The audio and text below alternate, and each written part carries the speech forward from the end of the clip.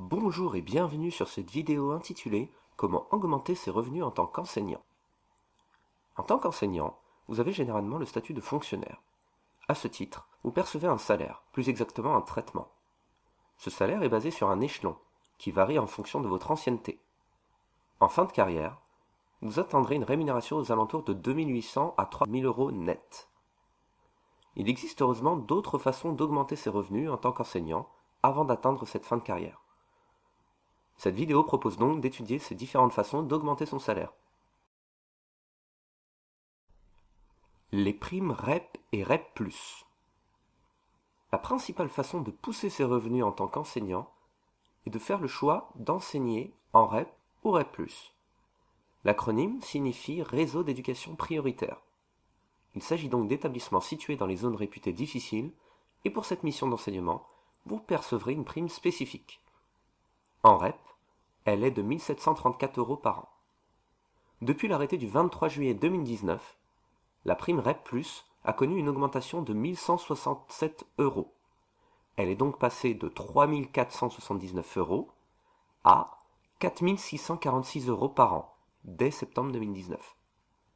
Il est à noter que les établissements uniquement REP ne bénéficient pas de cette augmentation de la prime. Exercer des fonctions particulières.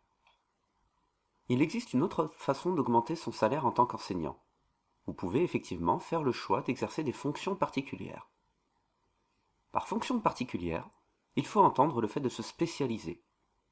Cela demande une préparation, puisqu'il faut valider très souvent une certification particulière qui atteste d'une compétence spécifique. Si vous êtes un enseignant spécialisé, vous percevrez une augmentation de 834 euros par an. Si vous êtes dans l'enseignement adapté, par exemple les postes d'ULIS pour élèves en situation de handicap, vous percevrez une prime de 1 558 euros par an, en plus de votre traitement. Exercer des fonctions de responsabilité. Vous pouvez faire le choix d'exercer des fonctions de responsabilité. La principale fonction de responsabilité que vous pouvez exercer est celle de directeur d'école. La rémunération de directeur d'école est relativement particulière. Elle dépend notamment de l'endroit où vous exercez cette profession. Elle ne peut être inférieure à 1 300 euros par an, en plus de votre traitement.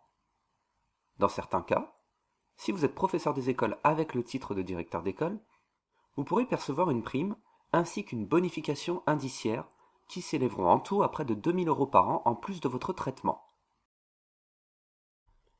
Devenir enseignant remplaçant.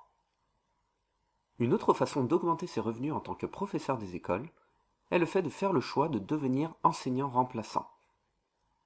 Si vous êtes enseignant remplaçant, vous percevrez ce que l'on appelle une indemnité de suggestion spéciale de remplacement.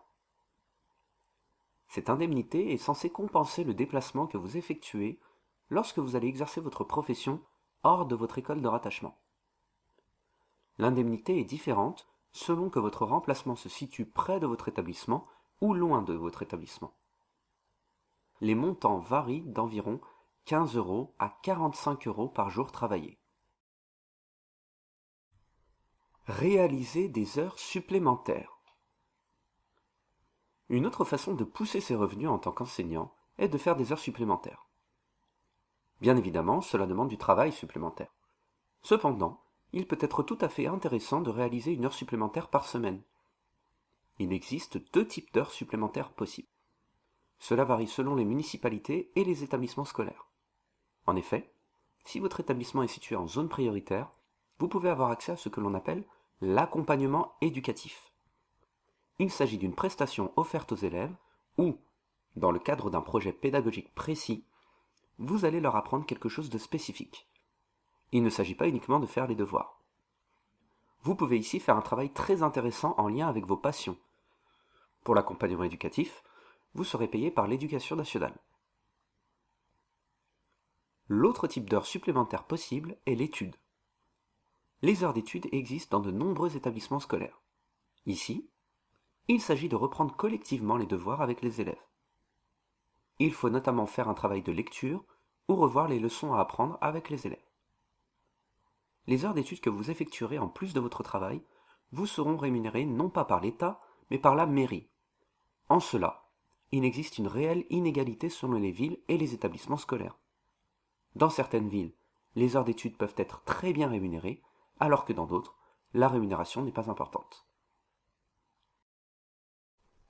Merci d'avoir regardé cette vidéo. Si vous l'avez aimée, merci de la liker, de la partager ou de la commenter. Si ce n'est pas déjà fait, n'hésitez pas à vous abonner à la chaîne. On se retrouve très bientôt pour une prochaine vidéo.